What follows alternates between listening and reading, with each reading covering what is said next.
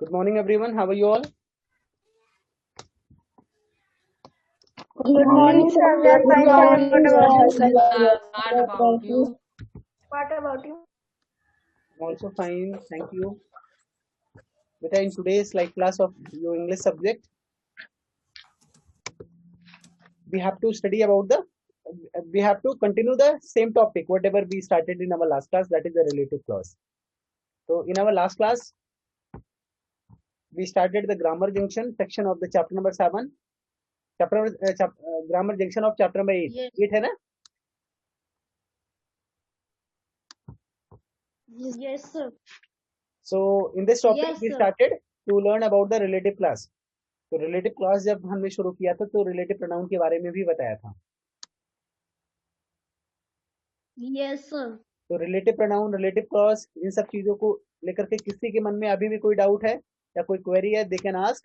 Otherwise we have to start the move on to the exercise section, जहाँ पे हम discussion कर रहे थे. Even 1 and 2 exercise also be solve. तो उसको डिस्कशन करते हुए we have to move ahead on the next topic.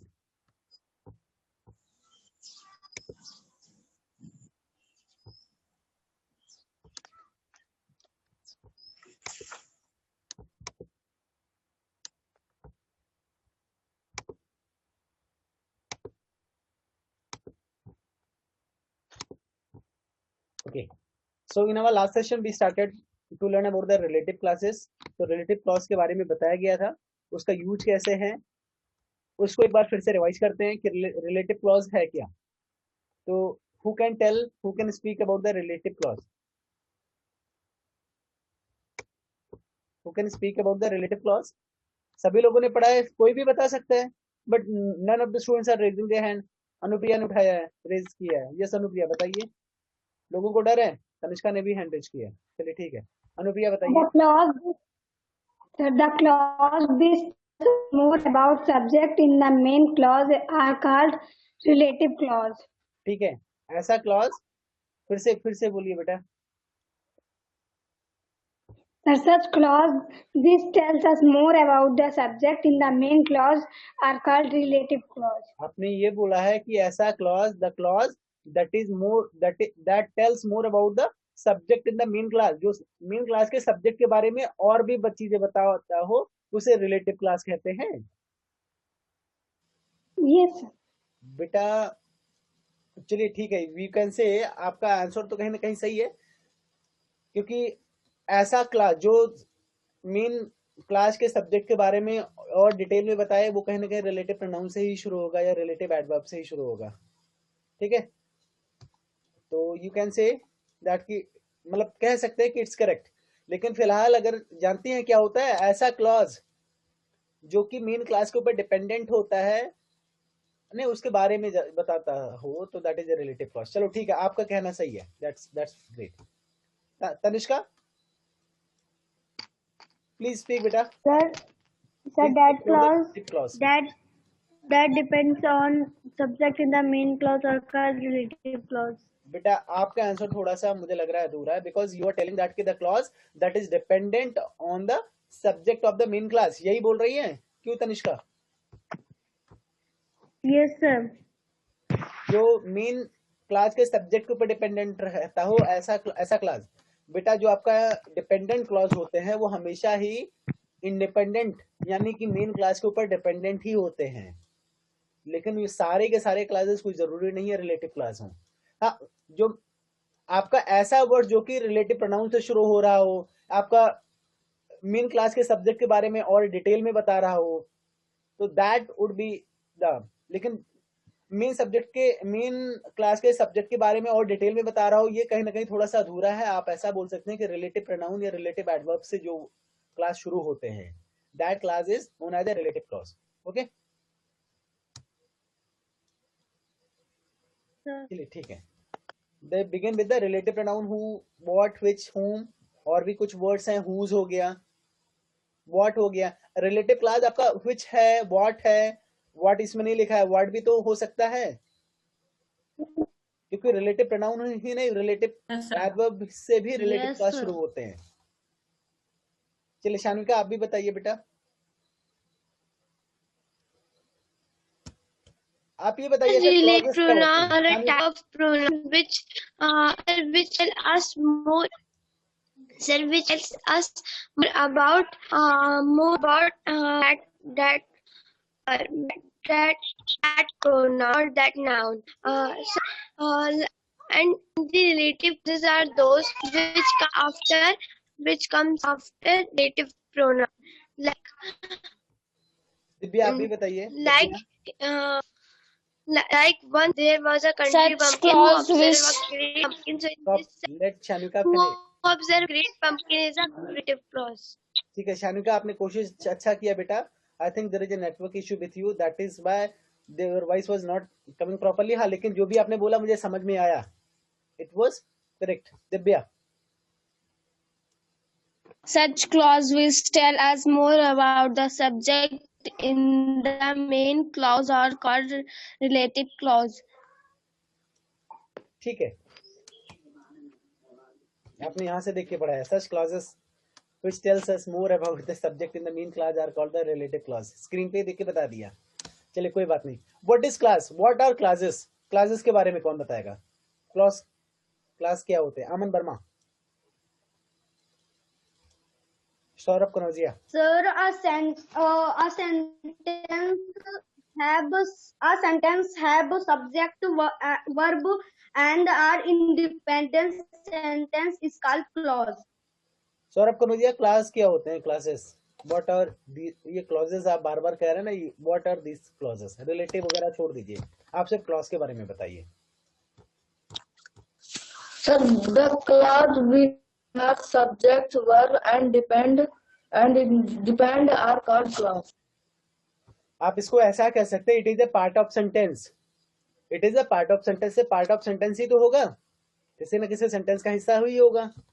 तो it is a part of sentence that includes verb and subject. That includes subject and verb. आप ऐसे कह सकते हैं, it is a part of sentence that is having या that have subject and verb. That include subject and verb. आप ऐसे कह सकते हैं.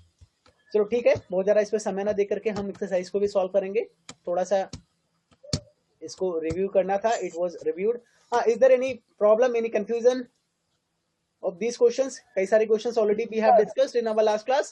लास्ट के 2-3 क्वेश्चन बचे हुए थे, उसको भी डिस्कस कर लेते हैं आज. आप लोगों को बोला गया था कि आप लोग करिएगा. इससे ये क्लियर हो जाएगा कि कितने लोगों ने सही किया है, जिन्होंने नहीं किया है वो भी समझ जाएंगे कि क्या करना है कैसे. तो कौन से क्वेश्चन नंबर तक डिस्कस किया गया था? Sir, question B. चलिए यहाँ सी से हम लोग शुरू करते हैं. ए भी तो डिस्कस किया था, आई नो. चलो शुरू से कर लो. This is the flat what I want to sell. This is the flat. Flat आपका क्या है? फ्लैट के लिए आप हु तो यूज नहीं करेंगे. Flat is a type of thing. That means कि which use should be use. आपको यहाँ पे व्हिच यूज करना पड़ेगा. Yes, sir. व्हिच भी यूज कर सकते हैं, दैट भी यूज कर सकते हैं. That is also can be use for the things. Okay, this is the flat that I want to sell. This is the flat which I want to sell. Both are correct. Okay, now come to the second one. The woman which is wearing, अब the woman के लिए which use किया गया, that is wrong. The woman who is wearing a blue sari is my teacher. किसी भी person के लिए आप who यूज करेंगे ना. Yes, sir. yes, sir. This is the girl whom spoke to me yesterday. This is the girl, ये वही girl है who spoke to me yesterday. who लगेगा ना. Dad. Yes, sir. who, that, That both भी are लगेगा correct बेटा. that is used for the things and person both. that is correct, but who is also the correct. okay, this is the girl that spoke to me yesterday. ये वही girl है Yes. जिसने मुझसे कल बात किया था. this is the girl who spoke to me yesterday. यानी who and that both relative pronouns are correct for this for the girl. okay, now come to the fourth. Yes, sir. here is the tree who my grandfather planted. here is the tree. tree के लिए आप कौन सा relative pronoun use करेंगे? Which? Which? And that is correct. Which? Yeah, that. Which? here is the tree. here is the tree my grandfather planted. that my grandfather planted. both are correct. which and that both are correct. who आपका wrong है. okay, Yes, sir. The cat, अब cat आपका animal है, animal के लिए who तो use नहीं करेंगे, इट मतलब दैट यूज करेंगे. The cat that is brown in colour is my pet. Sir, Which sir, which होगा बेटा? हाँ, sorry. The cat which is brown in colour is my pet. आपका एनिमल्स के लिए विच यूज करेंगे? The cat which is brown in colour is my pet. Which is the correct one. Okay, yes, sir. Animals के लिए which use करेंगे, that नहीं. Yes, sir. That तो आपका थिंग्स के लिए और पर्सन के लिए होता है. In the supermarket we find food who comes who find we find foods. या फूड के लिए हु यूज किया गया है, ये तो रॉन्ग है ना. फूड आपका एक थिंग्स है, तो Yes, दैट sir. आप यूज कर सकते हैं, या तो Yes, sir. Which? या तो from all over the world. आप दैट भी यूज करेंगे तो ज्यादा हो. तो we find foods that comes from all over the world, या कुछ भी यूज कर सकते हैं. ठीक है. Yes, sir. Deliver the parcel to mister Gupta. अब मिस्टर गुप्ता के लिए यूज किया गया. देखो, आपको पता है ना, जो रिलेटिव प्रोनाउन होता है हमेशा नाउन के बाद आता है, लगभग आपको फ्रीक्वेंटली. तो आप जिसके बाद ही आता है उसी के बारे में कहीं ना कहीं बोला जा रहा होता है. तो मिस्टर गुप्ता के लिए यूज सही है. No, sir. Deliver the parcel Gupta whom you met in. Here whom word is the correct one. Now come to the second question. किसके यहाँ से बात आ रही है? प्लीज आवाज आ रही है सराउंडिंग से. अगर आपसे if there is a noise in your surrounding, please mute yourself. Now come to the second question. What you need to do here?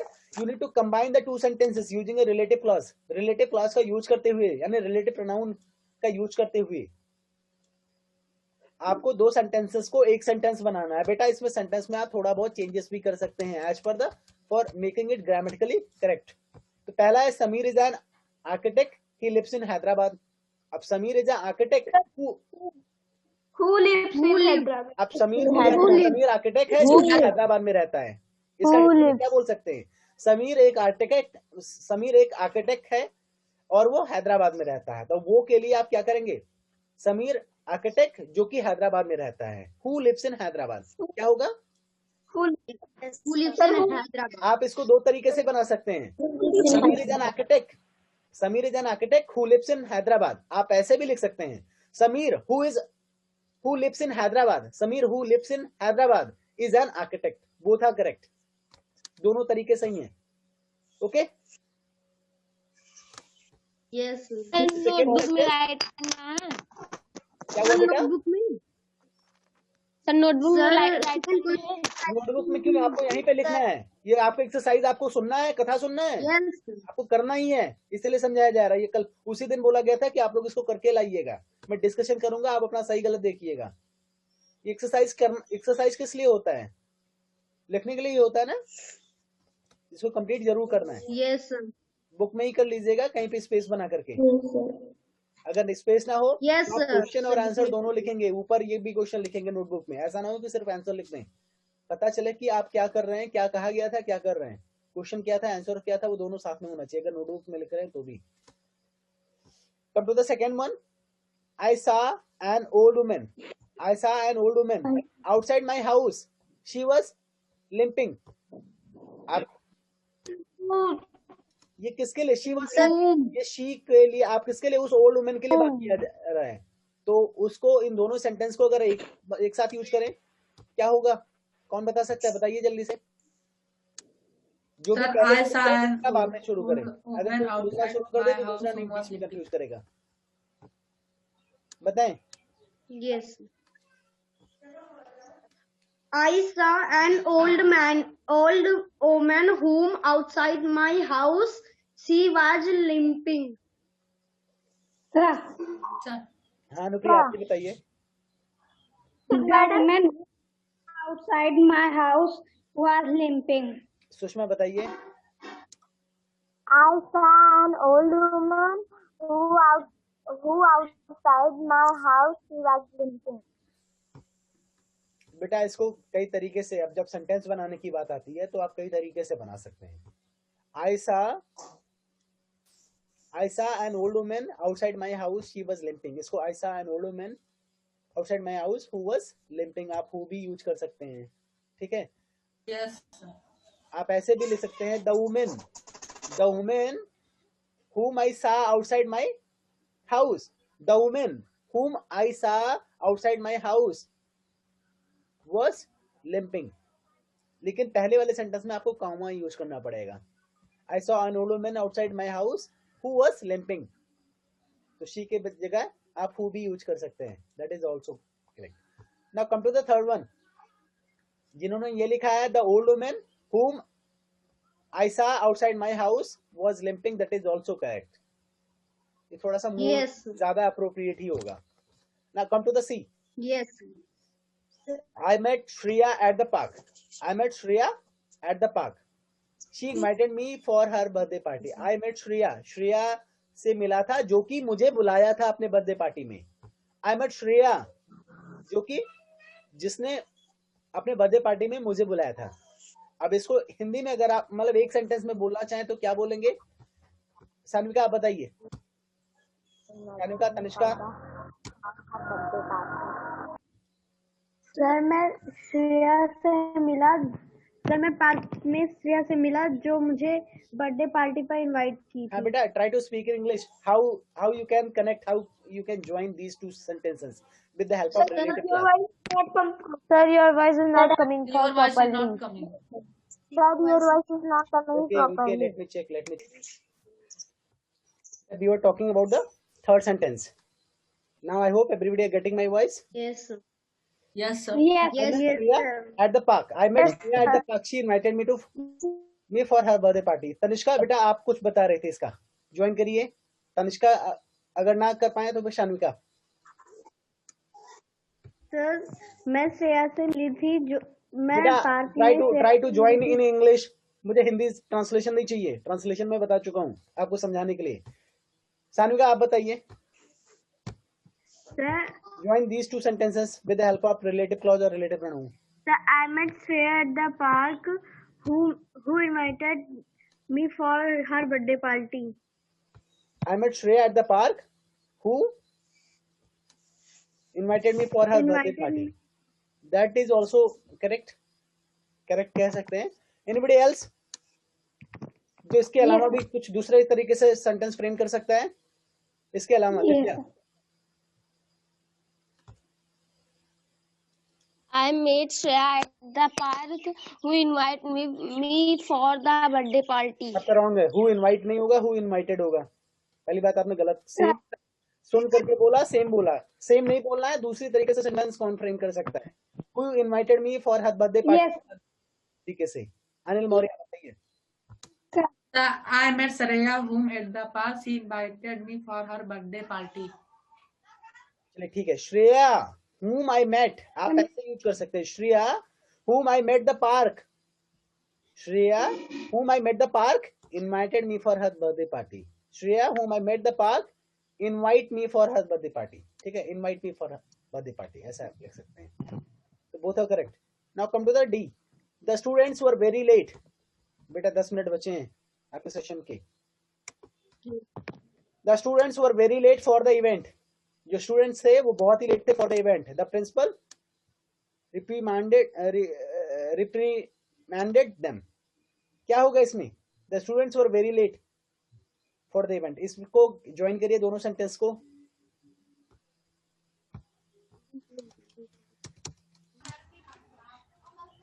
कोई भी यूज करिए, बताइए। जब कोई बोलना शुरू करेगा तो ऑटोमेटिकली दूसरा वाला वेट करेगा। The students were very late for the event, उस इवेंट के लिए जो स्टूडेंट्स थे काफी लेट थे। द प्रिंसिपल रिप्रीमेंडेड देम, यानी उन्होंने फटकार लगाई प्रिंसिपल ने। तो क्या होगा, किसको फटकार लगाई? स्टूडेंट्स के लिए। तो the students The students who were very late for the event, the principal reprimanded them.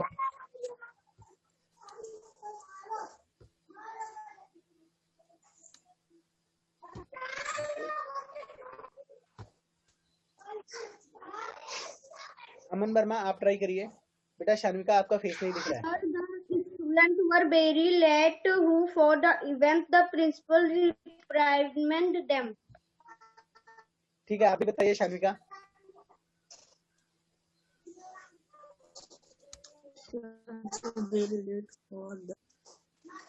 Sir, students were varied for the event. Sir, the students were varied for the event. So the principal reminded them. आपकी आवाज नहीं आती, सबसे बड़ी परेशानी तो ये रहती है। आपका फोन हाथ में है। चलिए सुषमा आप बताइए। The student who very late for the event, the principal reprimanded them. ये वही पढ़ तो दे रही हो, ज्वाइन कहाँ पे कर रही हो? Sir, The students who were very late for the event. Yes, sir. नहीं, it's wrong. ऐसा नहीं। Anybody else who can try? अभी तक इसका सही आंसर मुझे किसी से नहीं मिला है। दिव्या बताइए। The students were very late for the event that the principal reminded them. ये आपको पता है that the principal reprimanded them, आपने ऐसा बोल दिया। आपको जो रिलेटिव प्रोनाउन है कहीं ना कहीं हमेशा जिसके बाद, जिसके लिए आप यूज कर रहे हैं उसके बाद अगर यूज करने की कोशिश करें। इसको ऐसा सेंटेंस बना लीजिए कि आप ये द स्टूडेंट्स के लिए अगर कर रहे हैं तो द स्टूडेंट्स के बाद जो रिलेटिव प्रोनाउन है उसको यूज करिए। कोई भी अभी तक आपने सेंटेंस बनाया है, इसके ऊपर वाले ही देख लीजिए। Deliver the parcel to Mr. Gupta, which you met in the last park. Mr. Gupta, that you met in the last park. That who met you in the last park. यानी Mr. Gupta के लिए use किया गया, तुरंत बाद यहाँ पे आपका रिलेटिव प्रोनाउन यूज हुआ। In the supermarket, we find food. Who comes? We find food के बाद which comes या that comes. फूड के लिए यूज किया गया तो तुरंत relative pronoun. Sameer is an architect, अब दो तरीके से आपको बताया गया था। Sameer is an architect who lives in Hyderabad. Architect के लिए हु आपने यूज किया था ना। आर्किटेक्ट कौन है? समीर। फिलहाल आपको दूसरे तरीके से जो बताया गया था, Sameer who lives in Hyderabad, Sameer के बाद ही हु यूज किया गया। वो जो मैंने कहा था ज्यादा अप्रोप्रिएट है। Sameer who lives in Hyderabad is an architect, ये आपका मोस्ट अप्रोप्रिएट होगा। सेकंड सेंटेंस में आप देखिए, I saw an old woman outside my house, she was limping. आपने बोला the old woman whom I saw, the old woman के लिए आपने whom यूज किया है ना, तो द ओल्ड वुमन के तुरंत बाद आपने whom लगाया। The old woman whom I saw outside my house was limping। अब श्रेया के लिए बात आई, I met Shreya at the park। Shreya whom I met the park, Shreya के तुरंत बाद आपने whom यूज किया। Shreya whom I met in the park invite me for her birthday party। इसी तरीके से अब चौथे सेंटेंस में भी आपको, जिसके लिए आपको रिलेटिव प्रोनाउन यूज करना है, उस पर्टिकुलर नाउन के तुरंत बाद आप रिलेटिव प्रोनाउन यूज करिए। ठीक है? हाँ बताइए अनुप्रिया, बताइए। Students who were very late for the event, principal reminded. ठीक है, students who were very late for the event, the principal reprimanded them। यहाँ पे कॉमा लगा के आप लिख सकती हो, यही सुषमा ने भी बताया था।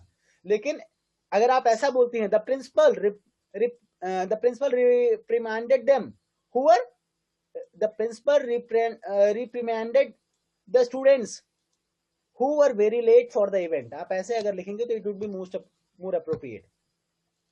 सर हाँ बेटा, अभी मैंने बता दिया, अभी ध्यान से सुनिए, बहुत हो गया। the principal reprimanded the students, the principal reprimanded the students who were very late for the event, who were the students who were very late for the event। Students के बाद ही तुरंत who आपने यूज किया और आपका sentence भी सही हो गया। अब शुरू में आपको जो सब्जेक्ट प्लस वर्ब है आप देख रहे हैं, वो भी थोड़ा सा सेंटेंस भी आपका मेंटेन दिख रहा है, बैलेंस दिख रहा है। The principal reprimanded the students who were late for the event, it is the more appropriate। now come to the last one। Mr. Bose, my neighbor loves to run, he won the marathon the last year। Mr. Bose, my neighbor, जो Mr. Bose है मेरे neighbour है, loves to run, he won the marathon the last year। अब आपको ये ध्यान रखना है, जब आप रिलेटिव प्रोनाउन यूज करें तो उसके पहले आपका नाउन हो। क्या होगा?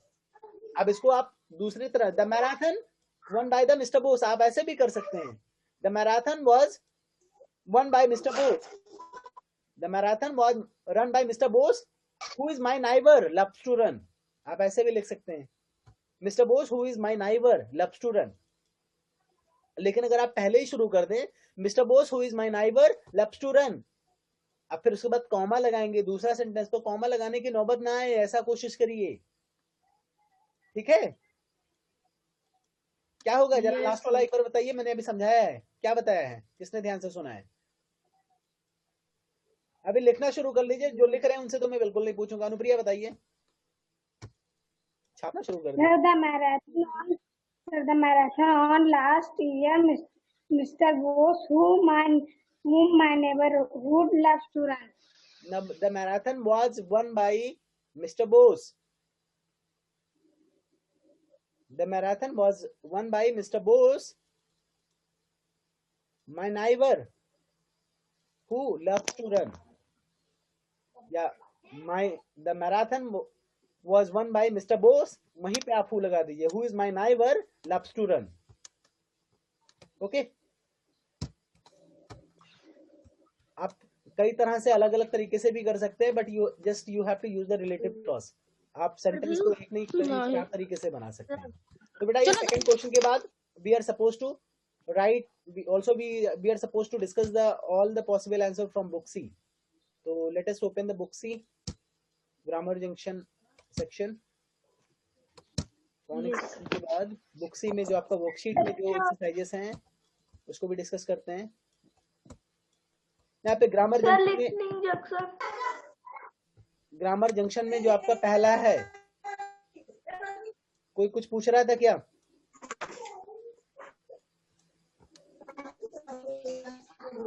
विकास वर्मा के यहाँ से आवाज आ रही है, बहुत ज्यादा आवाज आ रही है, मुझे उसको बाहर ही करना पड़ेगा, वो सही से कनेक्टेड भी नहीं है, म्यूट भी नहीं कर पा रहा हूँ उसको। ग्रामर जंक्शन में जो पहला क्वेश्चन है, you all need to complete the sentence using the clause beginning with a relative pronoun. Neha loves to doll. अब नेहा loves to doll अगर आप यहीं से relative pronoun यूज करती हैं तो doll के लिए आप यूज करेंगी ना, तो इसको कौन कंप्लीट कर सकता है? Who can complete this sentence? कोशिश करिए, कौन करेगा? तनिष्का, अतुल चौहान, कोई भी, सचिन चौहान, अस्मित, निहारिका।